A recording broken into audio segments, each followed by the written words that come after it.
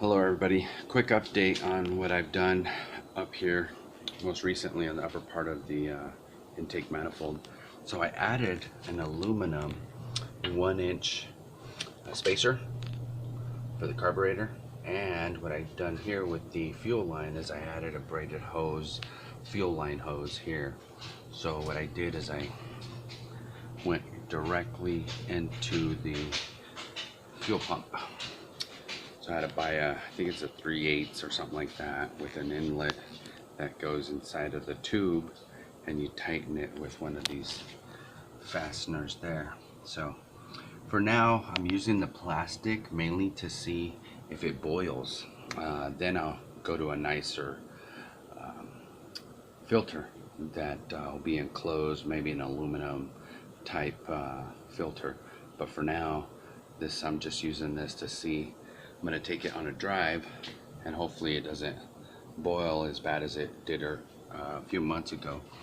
This actually used to be right about down to here, really close right here, so huge gap.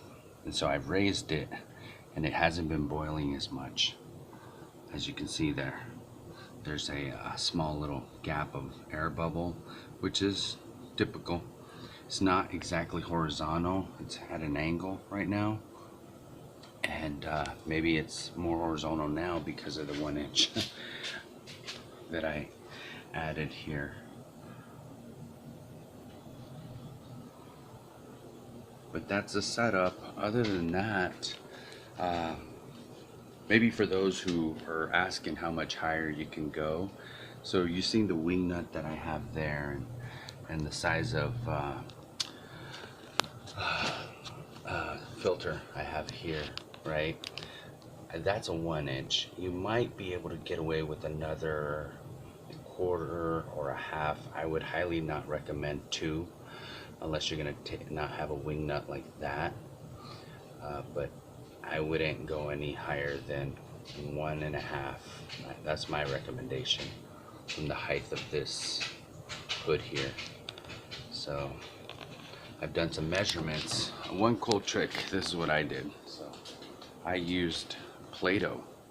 So what I did is, before I knew that I needed a 1-inch that would work well. I took this here, added a Play-Doh piece for my kids. I took it from them, or you can do some, any type of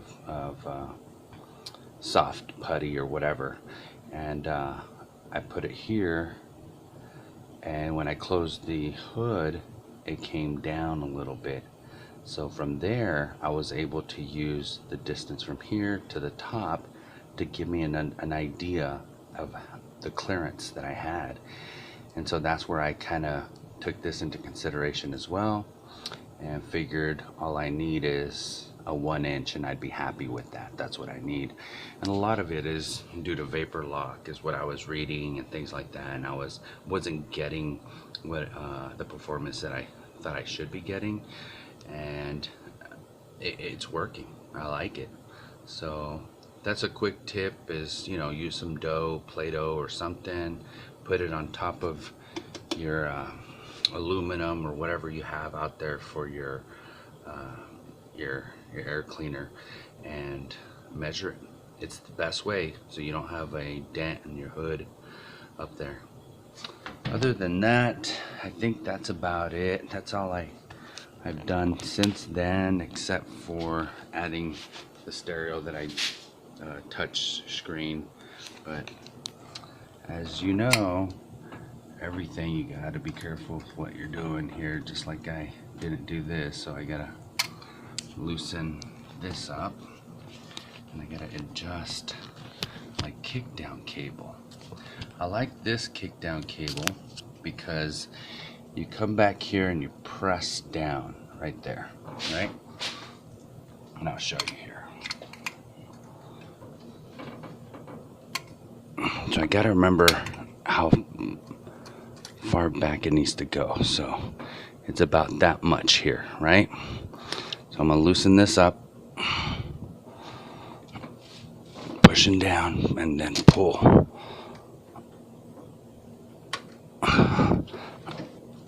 Come on. Let's see. Okay, so now pushing it back in. That's about right. That's where I had it. Okay, that works.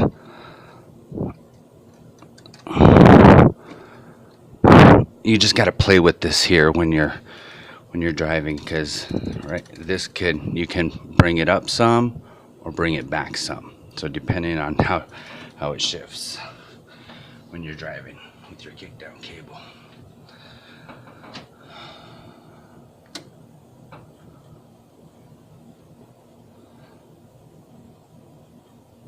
Well, that's pretty sturdy, so that's not going to snap on me. But always carry an extra one of these just in case. 25 years ago, I've had that experience, so not a good one. All right, thank you for watching.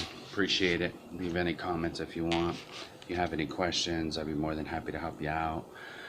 Other than that, if you think of anything I should add on or do, I'd appreciate it. But you know, it's pretty basic, nothing major here. I will be doing, as I mentioned in my previous video, the disc brakes front and back.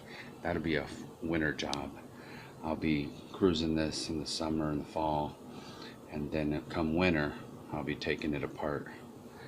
So, oh yeah, FYI, the leaking, I'm not getting a drop with transmission fluid or oil.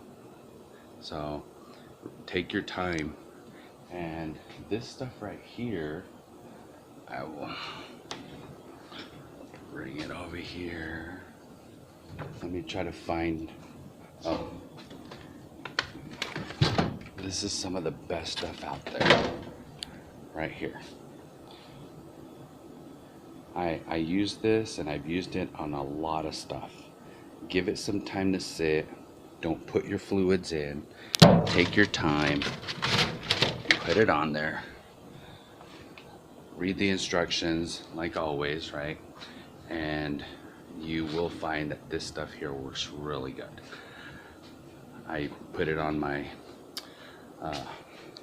oil pan.